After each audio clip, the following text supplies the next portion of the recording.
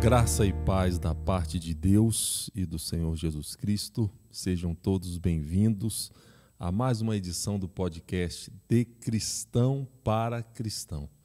E hoje, em uma edição mais que especial, eu confesso a todos aqueles que nos acompanham que, após diversas edições do podcast De Cristão para Cristão, do programa De Cristão para Cristão da temporada anterior, eu sempre tive vontade de fazer uma entrevista sobre este tema que nós vamos conversar hoje. Os livros que marcaram a minha vida. É um tema maravilhoso. Existem livros que marcaram a sua vida? Você já teve experiência de ser impactado com a leitura de um livro? Hoje nós vamos falar sobre livros que nos influenciaram, livros que nos marcaram, livros que nós acabamos de ler e com vontade de ler novamente, livros que a gente nunca esquece. E o convidado para nos ajudar a pensar sobre esse assunto hoje é alguém não menos especial. Eu já tive a oportunidade de conversar com ele numa outra entrevista sobre outra temática. Ele tem formação em psicanálise, formação em psicoterapia, possui o doutorado em teologia pela Universidade de Amsterdã, na Holanda, é mestre em ética pela Universidade de Genebra, na Suíça, tem mais de 10 livros publicados, inclusive livros publicados em inglês na Inglaterra, que ainda não foram traduzidos para o português. É uma potência potencializada. Doutor Silas Barbosa, seja muito bem-vindo ao podcast De Cristão para Cristão. Que alegria de estar aqui de volta, né? Com você de volta. Estamos aqui. Eu fiquei empolgado com o tema. Se tem alguma coisa que eu gosto na minha vida, é livro. Que bom, doutor. Eu lembro quando fizemos a primeira entrevista sobre teoterapia, e as pessoas que acompanharam a entrevista elas não assistem pelos bastidores, né? E lembro que uma das perguntas que fiz ao Senhor, o Senhor começou a responder, eu comecei a chorar, o público não viu porque a câmera estava focada no Senhor, e aí eu enxuguei assim os olhos. Quando eu olhei para frente, a aluna que estava acompanhando o Senhor, ela estava chorando também, e o outro que estava filmando estava chorando também, e foi muito impactante aquela entrevista sobre teoterapia. Doutor Silas, mas hoje nós vamos conversar sobre livros, que é um assunto que eu amo. Doutor Silas, quantos livros o senhor já leu ao longo da vida? Inclusive o senhor fez 70 anos, né? Essa semana passada, parabéns, Deus te abençoe muitíssimo. Eu sei que a gente, por cultura, a gente conta anos, né, e não dias. Eu celebro dias. Feliz aniversário pela semana passada, mas feliz aniversário hoje também. Vamos lá. Você sabe que essa é a única pergunta que eu não sei a resposta, né? De tudo que você pode perguntar, porque realmente eu não sei quantos livros eu li na minha vida.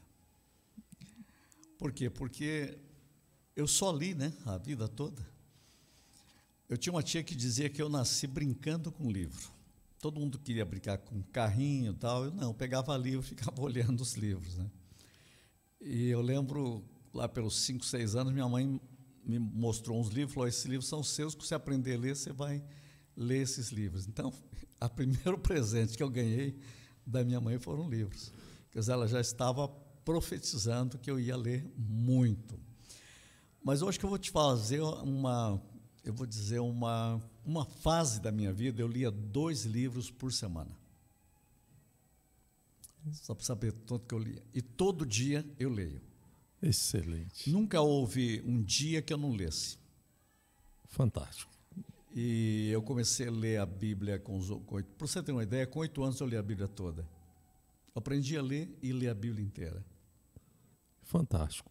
Então, aí começaram a aparecer os livros também. Doutor Silas, qual a importância da leitura na formação do ser? Eu vou dar uma resposta filosófica agora, porque A melhor frase que eu vi foi de John Paul Sartre, um filósofo existencialista. Ele disse assim: quando você lê um livro, você vive uma outra vida. E a vida pode ser tão enriquecida que é como se você vivesse duas vezes. Aquilo me deixou muito inquieto e disse: puxa, que coisa impressionante. Daí eu fui pensando nisso. Cada livro tem uma história, tem uma vida, tem um personagem. Eu gosto muito de conhecer quem é que escreveu. Por quê? Porque ali está não apenas letras e palavras, mas está uma vida, está um coração, está uma paixão. E quando eu consigo fazer algo que é ler atrás das palavras, eu tenho uma formação mental, psicológica incrível. Livro traz uma matriz mental. Eu costumo dizer que as pessoas às vezes leem o que eu escrevo, mas elas não me leem. Leem o que eu escrevo, mas elas não me leem. Algumas conseguem ler o escritor por trás da letra que ele colocou no papel. Eu vou fazer uma pergunta ao Senhor, e essa pergunta que vou fazê-la, eu só tive essa experiência 2 vezes ao longo da minha vida. E olha que eu não li como o senhor leu, mas eu li alguns livros. Amo. Essa experiência eu só tive 2, com 2 livros. Não vou dizer aqui hoje, porque graças a Deus eu estou hoje na condição de entrevistador, né? Não entrevistado. O senhor já teve a experiência de acabar uma leitura e ter aquela sensação assim, ao ler a última página, aquela vontade de voltar na primeira e começar novamente a leitura do mesmo livro? Porque não, por mais excelente que seja um livro, é muito difícil nós relermos. Geralmente, quando você acaba a leitura, você deixa o livro lá, volta para consultar, para tirar alguma dúvida, etc. É muito difícil a gente reler uma obra. Mas eu já tive a experiência, pelo menos 2 estão bem nítidas assim, na minha memória. Eu acabei a leitura e a minha vontade era de voltar para a primeira página e ler mesmo sabendo que eu iria ler. O senhor já teve essa experiência? Se teve, quais foram as obras? Bem, eu tive centenas de vezes essa experiência, né? Eu tenho uma visão, Tantas, muito interessante. Eu acho que os bons livros precisam ser lidos várias vezes. Um bom livro mesmo deve ser lido 3 vezes. E há livros que devem ser lidos 5 vezes. E há livros que precisam ser lidos 1 vez por ano. E tem muitos livros que nunca deveriam ser lidos. Aliás, há alguns livros que não deviam nem ser escritos. Fazem mal até para o papel. Fantástico. Quer dizer, estragou até o papel, né? Essa é a visão que eu tenho de livros. Então, há livros que são incríveis. Eu vou falar de alguns livros que eu li muitas vezes. O Caminho, um livro escrito por Stanley Jones. Eu sei que você pode perguntar qual é o melhor livro que eu li, é esse. Em termos de vida, né? De mudança de vida. Eu não saberia dizer para você quantas vezes eu li esse livro, mas de 8 vezes. O Caminho. Tem outro livro que eu li muitas vezes, é muito facinho de ler porque ele é curto, ele deve ser lido permanentemente, é A Senda do Calvário. Para uma espiritualidade genuína, para quem quer realmente viver uma vida que vale a pena. Então, esses seriam 2 livros que eu colocaria como livros que vale a pena ser lidos. Tem outros mais assim filosóficos, né? Tem um livro de Paul Tillich que eu acho incrível, A Dinâmica da Fé. Tem que ser lido várias vezes. Livro de um teólogo chamado Yoga Moltmann. Tem um deles que chama-se A Vinda de Deus. Será que eu já li umas 20 vezes? Uma escatologia cristã viva, dinâmica. Algo impressionante. Esse, inclusive, eu resumi esse livro. Uma das suas especialidades é a teoterapia ou a teopsicoterapia. O senhor, inclusive, ministra cursos sobre isso. Depois o senhor vai ter oportunidade de falar sobre o seu trabalho.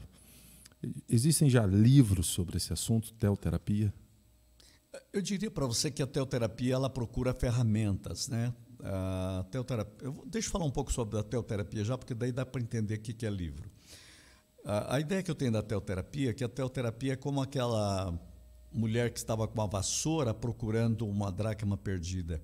Então eu vejo que a vassoura são os métodos, as técnicas. Então na teoterapia ela trabalha com várias teorias, com várias técnicas. Então ela precisa ler vários livros. Nós escrevemos um livro sobre teoterapia, chama-se Teopsicoterapia, com 3 autores, né? E tem um livro também, meio antigo, escrito por um psiquiatra, Fábio Damasceno, Cura Interior, aquilo é teoterapia. E tem um autor batista americano, que deve ter uns 3 ou 4 livros dele em português. A arte, eu vou colocar de memória aqui, porque eu não escrevi. A arte de compreender a si mesmo, a arte de amar a si mesmo, a arte de relacionar-se com os outros, alguma coisa assim. Eu lembro, por exemplo, desses 3 livros, tem uns 4 livros desse autor, chama-se Cecil Osborne, um psicólogo americano. É incrível, isso é teoterapia. Tem outros, né? Eu teria que falar de Rollo May, O Homem em Busca de Si Mesmo. Isso tudo é teoterapia. Ok. O que nós vamos fazer agora aqui, doutor? Eu vou tentar dividir em categorias os livros, porque as pessoas amam as listas, né? Se nós colocarmos aqui os 10 melhores, os 5 melhores, então eu vou tentar dividir em categorias aqui, para que o senhor possa nos ajudar a pensar e nos indicar bons livros, os livros que marcaram a sua vida. Vamos lá, primeira categoria, devocionais. O que é um livro devocional e quais os melhores que o senhor já leu? Eu li todos, né? Eu li todos os devocionários. Eu não lembro de algum que eu não tenha lido, porque eu sempre uso e gosto muito de orar usando os devocionais. Mas eu diria que na primeira etapa da minha vida, que marcou a minha vida, foi Mananciais no Deserto. Sim. Eu acho que é um clássico. Para mim é um livro que ele vai durar até a volta de Cristo. É de uma beleza inconfundível, incomparável. Depois que isso chegou à minha mão, chegou um dia na minha mão um livro que eu não vi mais por aí. O Watchman Nee escreveu um livro chamado Uma Mesa no Deserto. Olha que inspirador. Uma Mesa no Deserto. Foi incrível. Mas para mim, não sei se vai perguntar qual é o melhor devocional, acho que perguntou isso. Sim, os melhores. Tudo para Ele. Oswald Chambers, né? Oswald Chambers. Esse livro é para quem quer maturidade em Deus. É para quem diz, não, eu quero sair do lugar comum para uma intimidade, uma profundidade no espírito e na vida, né? Oswald Chambers. Né? E o livro que eu citei, que marcou minha vida mais de todos, foi O Caminho. Por quê? Porque O Caminho é um livro que ele é livro e ele é devocional. O autor fez de uma forma que cada dia é um devocional e cada 7 é um tema. Sim. E cada semestre outro tema. Então ele conseguiu, isso é inteligência incrível, né? Imagina escrever um livro que ele é. Você pode dividir ele por tema, pode dividir por mês, pode dividir do jeito que você quiser. E este é um devocional. Mas se alguém estiver me ouvindo e falar inglês, eu gostaria de dizer que eu tenho usado os livros do Stanley Jones em inglês, porque eu descobri que ele escreveu mais 2 livros, um deles chamado Vida Abundante. Eu sempre procurava esse livro e foi reeditado nos Estados Unidos. E Vida Vitoriosa. Então, cada ano eu leio um. Quando termino, eu começo outra vez, porque é demais, gente. Excelente. É demais. Só para você ter uma ideia, esse livro que eu acabei de falar, Vida Abundante, vendeu. O Stanley Jones faleceu em 1974. Ele era um missionário metodista que vivia 6 meses nos Estados Unidos, 6 meses na Índia. Esse livro, ele morreu em 74, em 2017 esse livro vendeu 1 milhão nos Estados Unidos. Você vê a riqueza que a gente precisa ainda descobrir. Verdade. É um devocional, são devocional. É que as editoras não descobriram isso ainda. Então eu estou comendo um manjar que, como eu tenho vontade de passar isso mais, né? Gente, se você não está com papel e caneta anotando os nomes que ele está dando aqui, por favor, pegue papel, pegue caneta, porque sairão pérolas hoje aqui nessa nossa conversa. Psicologia. Quais os melhores livros que o senhor já leu na área de psicologia? Puxa vida, essa é uma área riquíssima. Minha biblioteca ela é muito rica em psicologia, mas eu fui fazendo uma distinção, porque quando você fala em psicologia, você tem todas as áreas. Você tem uma área mais psicanalítica, mais comportamental, mais humanista.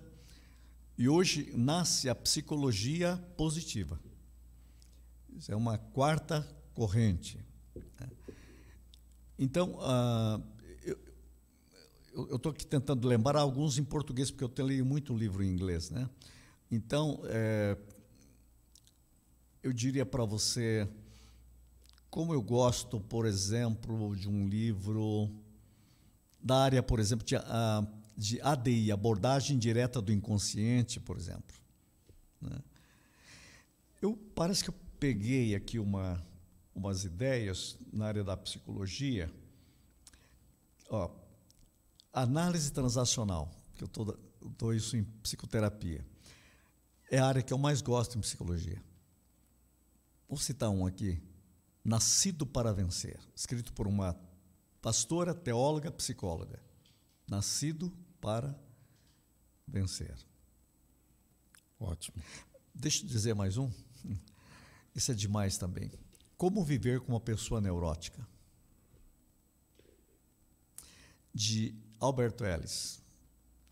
Todas as obras desse autor são incríveis. Ele escreveu um livro nos Estados Unidos, chama-se Como Evitar que as Pessoas Apertem Seus Botões.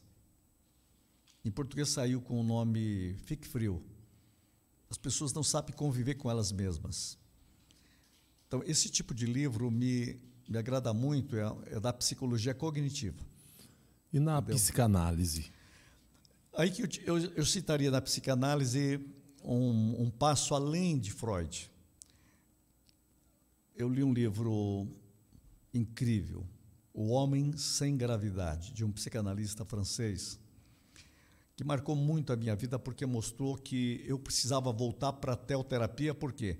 Porque a civilização atual é um mundo de um ser humano sem gravidade. Ele não tem mais centros de gravitação. Esse livro saiu pela Sociedade de Freud no Brasil. Mas quando a gente fala em psicanálise, nós precisamos ver as correntes que nasceram dentro da psicanálise, o pós-psicanálise. Por exemplo, eu li toda a obra de Wilhelm Reich, que foi um psicanalista pós-freudiano. E depois eu li o pós-Reich, que é Alexander Lowen. Gente, esse autor tem um livro incrível chamado O Corpo em Terapia. É uma psicanálise com profundidade, usando a bioenergética e psicanálise. Excelente. Vamos entrar na área da teologia. E aqui eu vou dividir em teologia sistemática, teologia bíblica, teologia aplicada e apologética. Ok? Qual a diferença entre teologia sistemática, teologia bíblica e teologia aplicada? Aí depois eu pergunto sobre os livros. A teologia sistemática, ela pega os grandes temas teológicos, por exemplo, ela vai discutir a salvação, então ela discute a salvação em todo o pensamento teológico. Só que a teologia sistemática tem algo. Ela precisa da teologia bíblica, e ela precisa da teologia pastoral e prática, e ela precisa da apologética. Quer dizer, a sistemática é o que engloba tudo. Então você precisa ler tudo para entender a sistemática, porque ela busca uma coerência teológica. não existe mais a ideia de teologia sistemática que fecha, mas a teologia sistemática que busca coerência na totalidade. Sim. Então, eu vou estudar oração teologicamente. Já na teologia bíblica, eu vou pensar o tema na Bíblia. Por exemplo, teologia, a oração no Novo Testamento, a oração no Antigo Testamento, a oração dos profetas, a oração em Paulo, a oração na vida de Jesus. Então, a teologia bíblica trabalha com uma outra categoria. É incrível, né? Principalmente Novo Testamento e Antigo Testamento é incrível. E teologia prática, pastoral, prática, você falou aplicada, né? Isso, mas é prática. Hoje, existem universidades que trabalham com teologia prática, mas a ideia realmente está se tornando cada vez mais teologia aplicada, né? E apologética são os livros da defesa da fé. Ótimo, ótimo. Eu aprendi lendo o livro de Wayne Grudem. Ele faz na hora que ele vai conceituar, tem uma expressão que eu achei bastante interessante. Ele diz assim: a teologia sistemática, para que as pessoas possam entender, é um estudo organizado, sistematizado das doutrinas da Bíblia, não é? O que a Bíblia como um todo diz sobre determinado assunto? Isso seria da área da teologia sistemática. Mas quando a gente vai compartimentar, aí a gente entra na área da teologia bíblica. Muito bem. E a sistemática não trabalha só a Bíblia, mas trabalha a história da teologia, os confissões, todos os teólogos de todos os tempos. Teologia sistemática.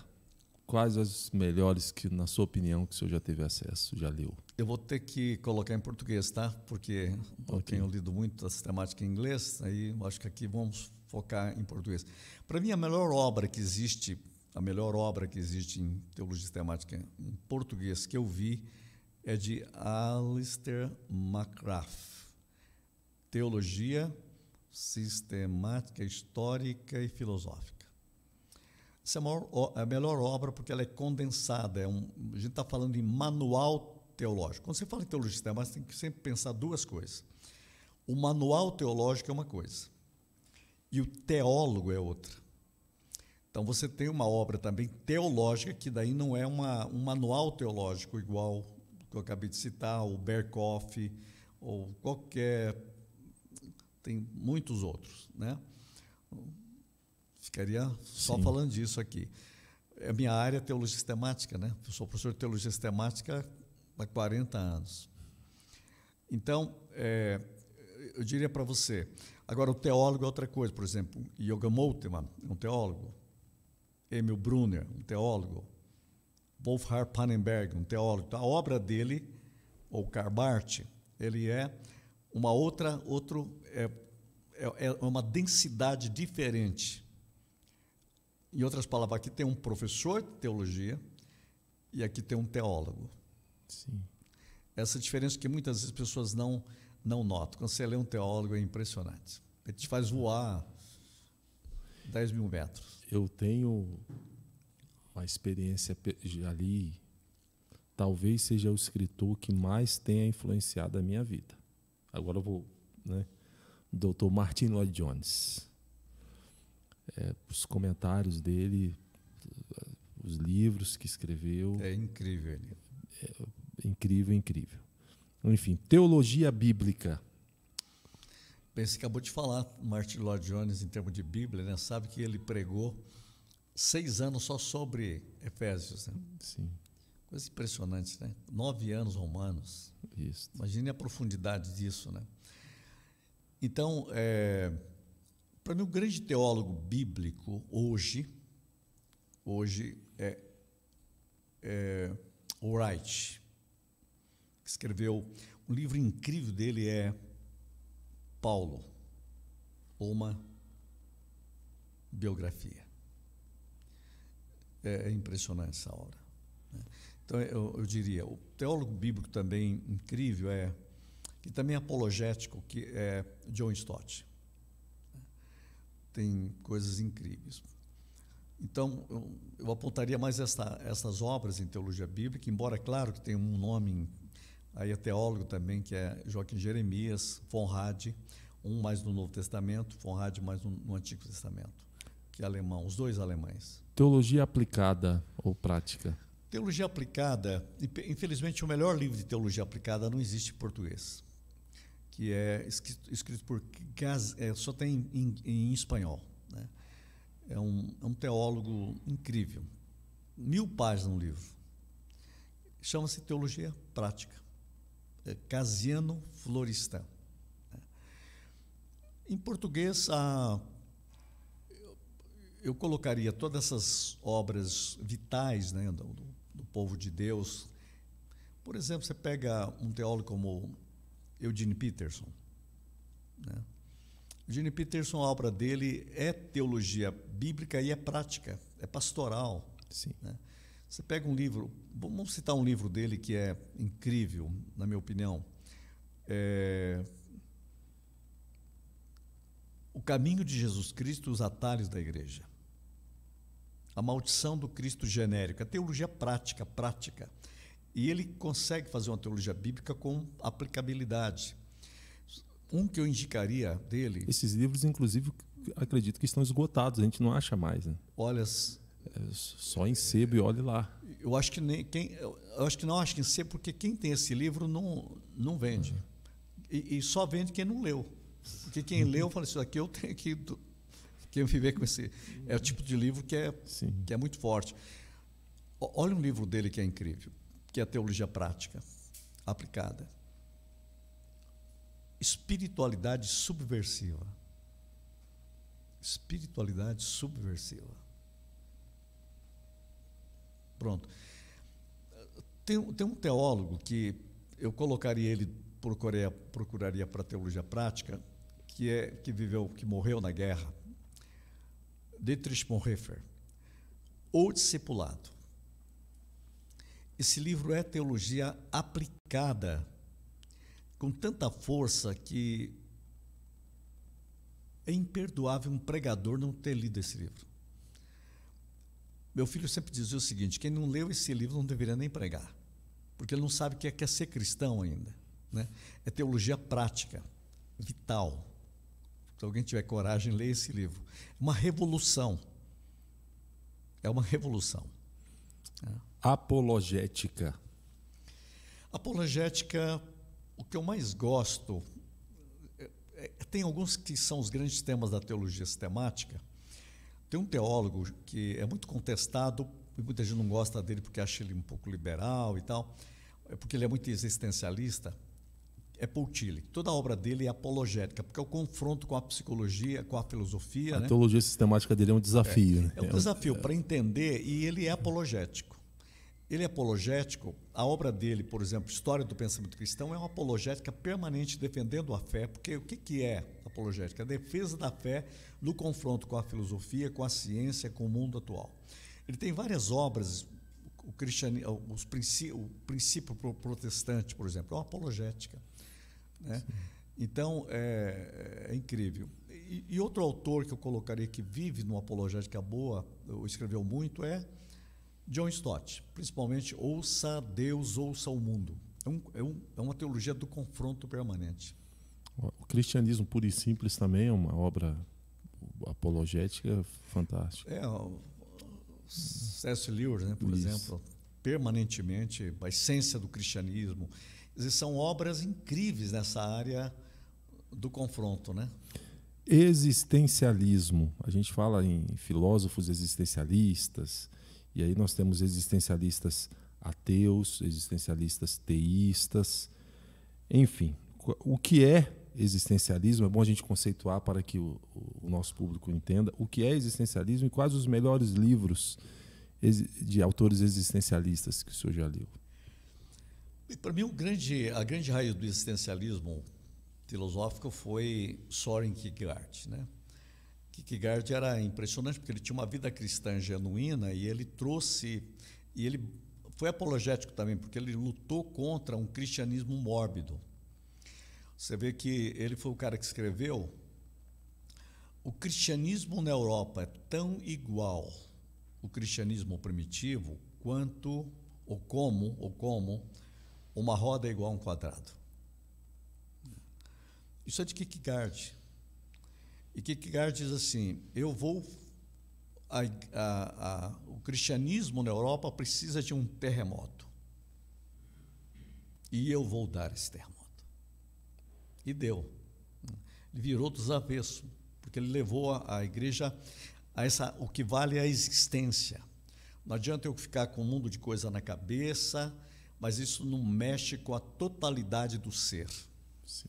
Fé é ser tocado de forma, como disse Tilly, que é essencialista também, de forma incondicional.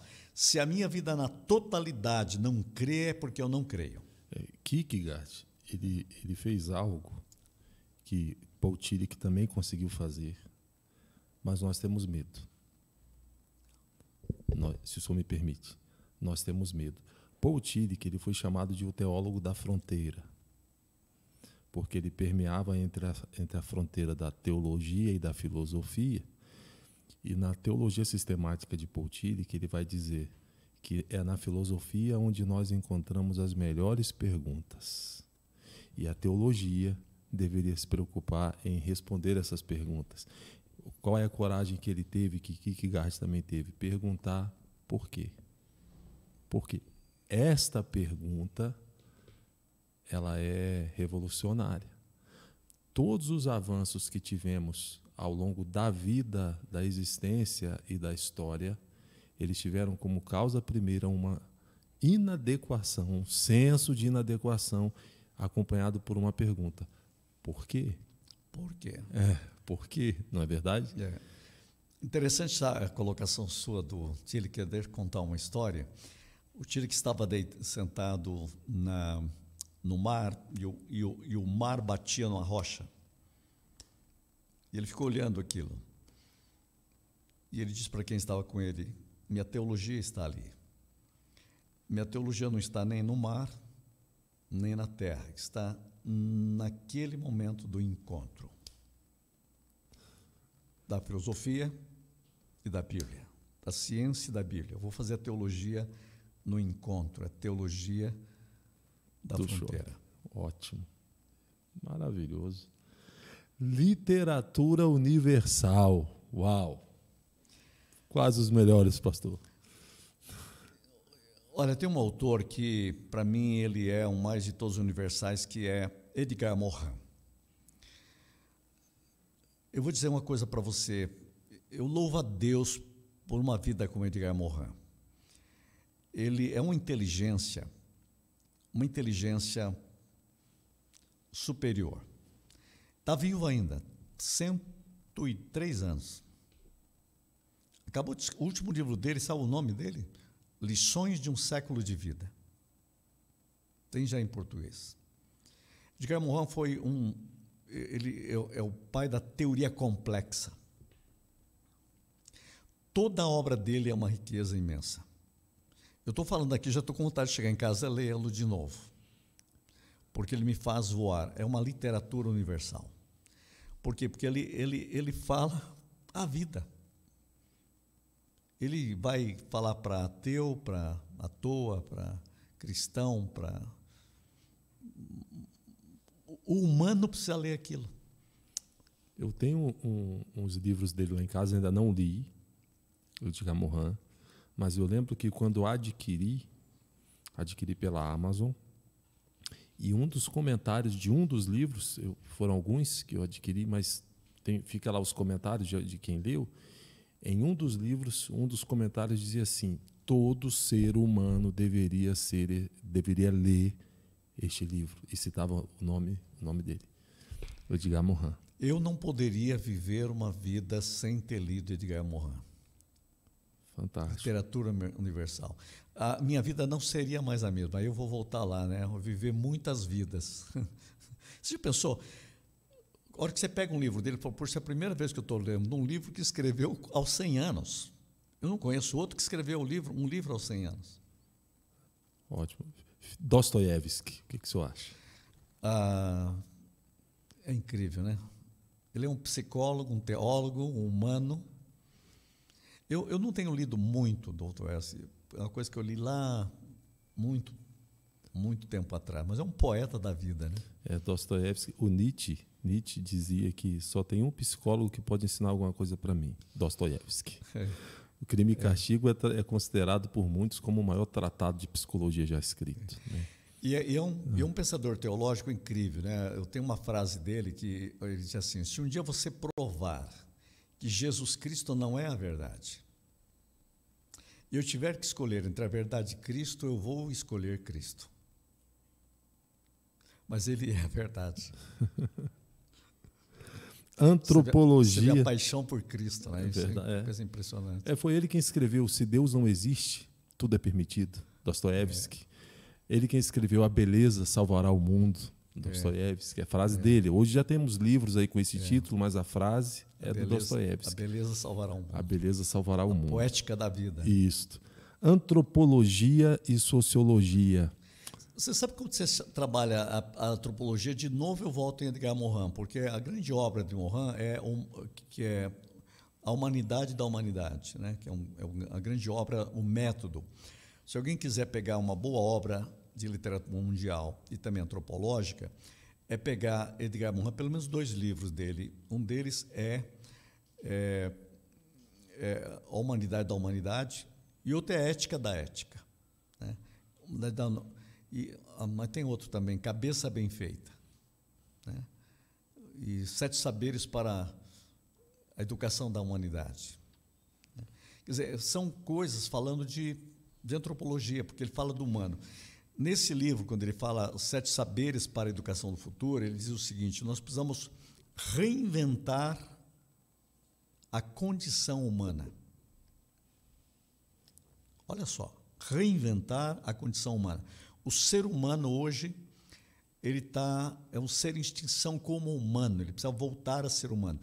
E ele não é um cristão, mas ele diz para os cristãos, vocês tinham que cumprir a função de vocês, porque o mundo não pode viver sem essa visão que vocês têm, né? Poesia. Quais os poetas que mais influenciaram sua vida? Pastor, olha, doutor Silas, hoje, se eu estivesse sendo entrevistado e alguém me fizesse essa pergunta, eu teria muita dificuldade de respondê-la. Essa pergunta, porque eu gosto muito de poesia. Eu acredito que a poesia, os poetas receberam uma dádiva de Deus. Eles conseguem colocar em palavras aquilo que é mais fácil sentir do que explicar. Os poetas conseguem fazer isso. Então, eu teria uma lista aqui de vários poetas que conseguem acessar o que sinto e conseguem colocar aquilo em palavras. Pergunta ao Senhor: quais os poetas que mais influenciaram sua vida?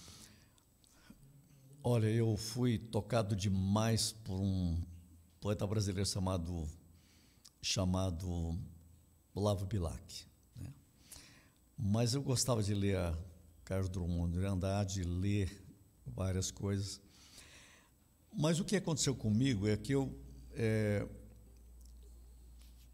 tenho um autor americano que me impressionou, e eu não consigo me lembrar o nome dele agora, mas eu lembro que ele escreveu um livro sobre resiliência, né?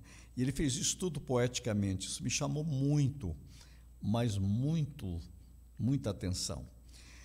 Agora, deixa eu falar um pouco sobre a questão da linguagem poética. Eu gosto demais de teólogos que trabalham com a linguagem poética, porque eu fui muito trabalhado por um teólogo chamado von Balthasar.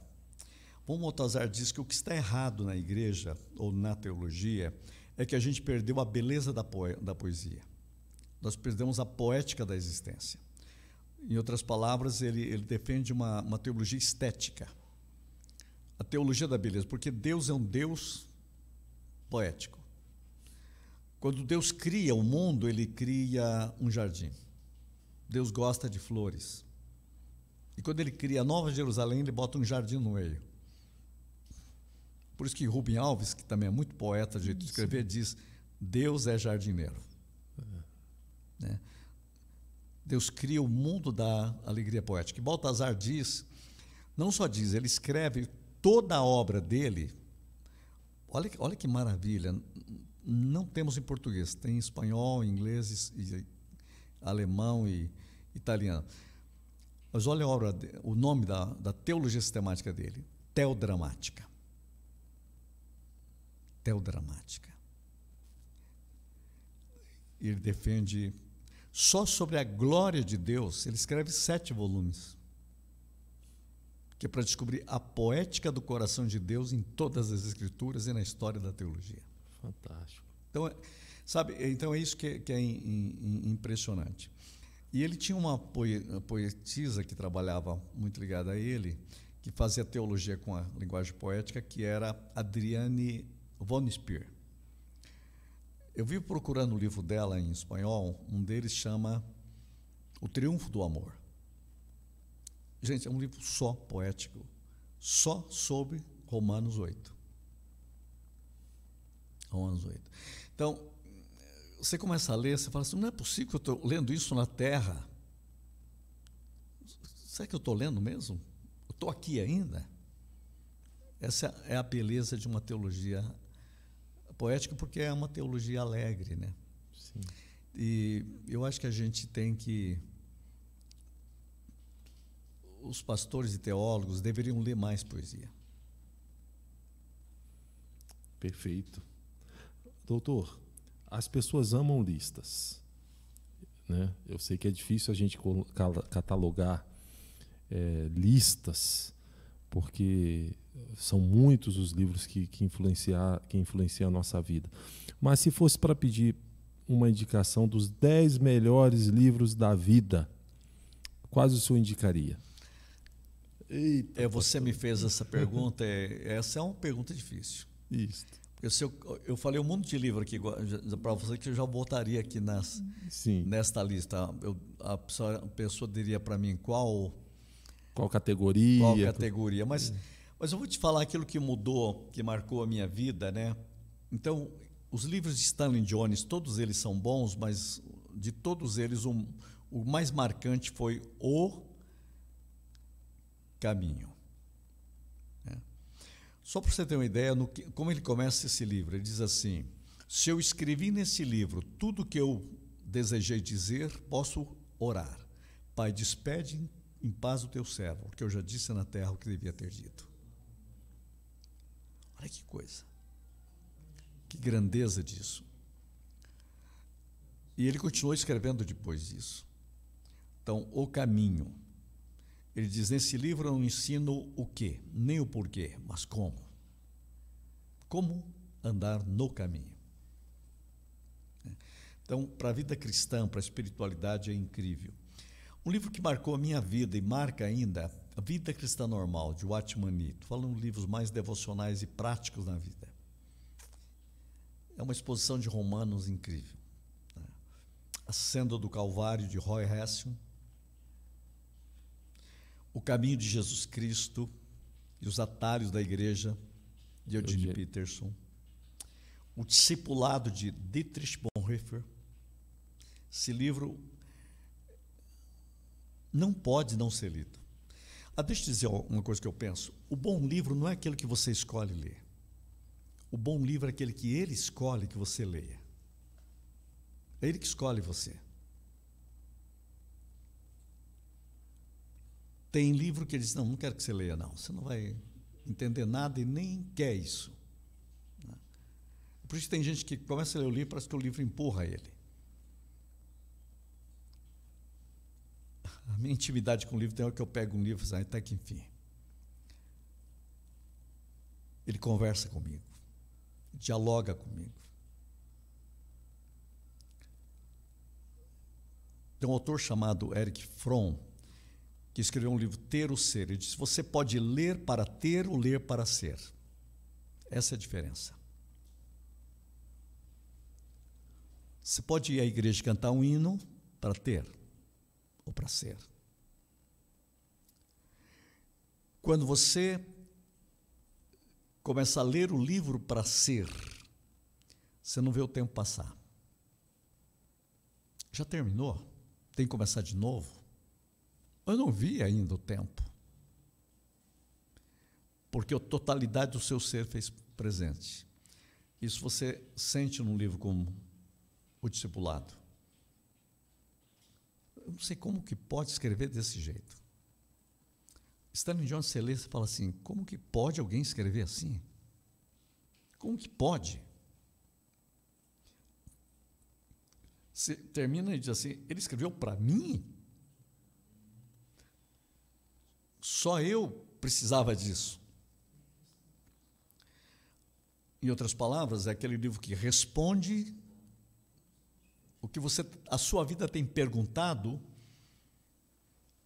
e o livro diz, eu tenho a resposta, né, às suas perguntas. Aí eu colocaria o livro, em sexto lugar, Nascido para Vencer, de Muriel James, um livro de um teólogo, A Vinda de Deus, de Jürgen Moltmann, A Vinda de Deus, que é a escatologia cristã.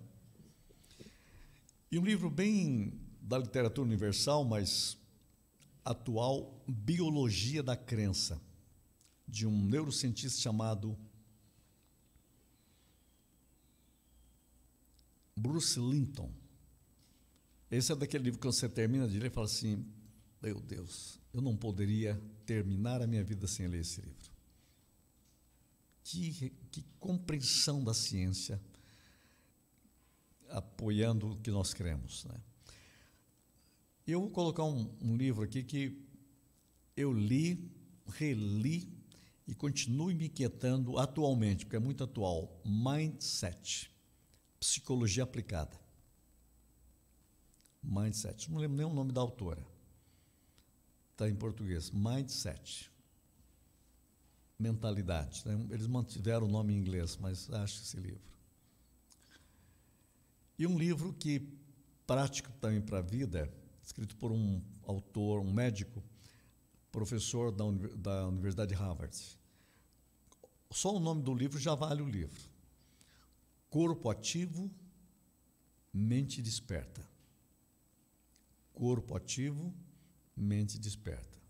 Se eu fosse escrever, já colocaria corpo ativo, mente desperta, espírito radiante. Porque é isso que é o que nós precisamos. Vou fazer a pergunta das perguntas agora aqui, pastor. O senhor tem provavelmente centenas, talvez milhares de livros na sua biblioteca. Vai pegar fogo. À exceção da Bíblia, o senhor só vai poder salvar um. Qual livro mais influenciou a sua vida depois da Bíblia? Interessante, né? Salvar um para ir para um lugar deserto, né? Então, só posso levar um livro, né? Essa pergunta é difícil, hein? Essa é a pergunta de quem lê pouco. Porque quem lê muitos livros não tem o livro melhor, né? Tem vários livros de diferentes áreas que nos... Mas é uma pergunta que eu tenho certeza que muita gente gostaria de fazer para o Senhor. Por isso que colocamos aqui. Então, eu levaria o livro de Stanley Jones. Só que eu levaria o inglês, Vida Abundante. Mas se fosse em português, eu levaria O Caminho. Mas Vida Abundante é um livro que eu leio e minha vida é inundada cada vez mais. E é bom que tem uma mensagem para cada dia, só que ele não tem em português. Eu já provoquei alguns editores, eles não sabem o que é bom. Não sabem o que é ouro puro. É uma outra preciosidade que não temos em português, são as cartas de John Newton. Não temos em português. Uma riqueza comensurável. Incomensurável. Não temos em português. Mas eu digo para você que é o meu mentor, né? O Stanley Jones, pela inteligência, pela sabedoria e pela intimidade com Deus. Pra você ter uma ideia, eu li a biografia dele. Olha o nome da biografia dele em inglês. Canções de Subida. Ele diz, minha autobiografia não é para falar da minha vida, mas da minha vida na vida. Porque eu não posso falar da minha vida sem falar da vida. Cristo é a minha vida. Doutor, muito obrigado. Obrigado por sua presença, seu conhecimento. Nos dar um pouco do seu tempo é nos dar um pouco do Senhor. Isso não tem preço, mas isso tem valor E o senhor terá a oportunidade agora de apresentar o seu trabalho, o curso que o senhor disponibiliza, e fique à vontade para fazê-lo nesse momento. Eu queria que você entrasse na internet, silasbarbosadias.org, ou se não, silasbarbosadias.com, né? E aí nós temos vários cursos que eu tenho dado, mas nós temos também um curso que eu tenho conversado com você sobre ele, que nós criamos um MBA em teoterapia, né, reconhecido pelo MEC. Então, a pessoa ganhará um diploma em teoterapia e psicanálise aplicada, porque para mim o que vale hoje na vida é aquilo que é aplicado. E, ao mesmo tempo, um MBA nessa área da teoterapia, que tem sido fabuloso. Ela é online, tem pessoas de vários países do mundo fazendo já, está crescendo, pouco a pouco. É um semear. Você sabe que primeiro a gente sonha, está lá no Salmo 126, depois a gente semeia e depois a gente colhe. Sim. Então, tem sido um semear de tudo isso que Deus trabalhou na minha vida, a vida toda. Eu tenho agora, com muita vontade, com muita paixão, dar essa possibilidade de fazer a teologia e a psicologia, numa psicoteologia, ajudar pessoas a serem uma melhor versão de si mesmas. Então, eu diria a cada pessoa que está me ouvindo, você pode ser uma edição melhorada de si mesmo. Perfeito. Não deixe de acessar silasbarbosa.org, silasbarbosadias.org. Lá tem vários cursos, inclusive esse MBA em teoterapia e psicanálise. Tenho certeza que vai abençoar a sua vida. Tenho certeza que outras vidas serão abençoadas através da sua vida. Sem palavras, doutor, para agradecer ao Senhor por sua presença aqui. A Bíblia diz que os dons de Deus são irrevogáveis. E o doutor Silas Barbosa é um dom de Deus ao meu tempo, à minha geração. Muito obrigado por sua presença. Mais uma vez, parabéns por mais um ano de vida. Que Deus concedeu ao senhor 70 anos. 70 anos. Que venham mais 70. E parabéns todos os dias. Que o senhor continue sendo essa carta viva. Essa carta viva que o senhor é. Me sinto hoje envaidecido em tê-lo aqui conosco. Beijo no coração. Deus abençoe muitíssimo, meu pastor. A Deus toda a honra e glória. Deus abençoe o seu projeto e trabalho aqui. Amém. Que o amor de Deus, a graça de nosso Senhor e Salvador Jesus Cristo, a comunhão e a consolação e as consolações do Espírito Santo seja com você, sua casa, não só hoje, mas para sempre. Até o próximo podcast, se assim Deus permitir. Beijo no coração. Deus abençoe.